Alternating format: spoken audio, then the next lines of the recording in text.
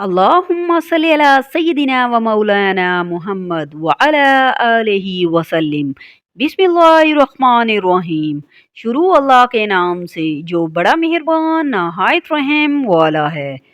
حضرت ابو ہریرہ رضی اللہ عنہ نبی صلی اللہ علیہ وآلہ وسلم سے بیان کرتے ہیں کہ آپ صلی اللہ علیہ وآلہ وسلم نے فرمایا، جب زمانہ قرب قیامت قریب آ جائے گا تو مسلمانوں کا خواب جھوٹا نہیں ہوگا۔ سب سے سچا خواب اس شخص کو ہوگا جو سب سے زیادہ سچا ہوگا۔ مسلمانوں کا خواب نبوت کے 46 حصوں میں سے ایک حصہ ہے۔ پھر فرمایا، خواب 3 قسم کے ہیں۔ اچھا خواب اللہ کی طرف سے خوشخبری ہے، اور ایک قسم کے خواب شیطان کی طرف سے انسان کو غمزدہ کرنے والے ہوتے ہیں، اور تیسرا انسان کے ذہن میں سمائے ہوئے خیالات ہوتے ہیں، وہی خواب بن جاتے ہیں۔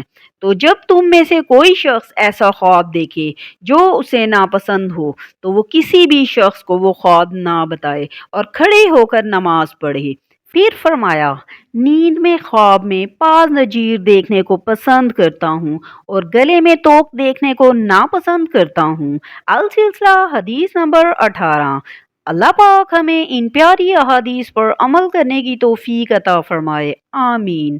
اگر آپ حدیث سننا پسند کرتے ہیں تو چینل کو سبسکرائب کر لیں۔ جزاک اللہ، شکریہ۔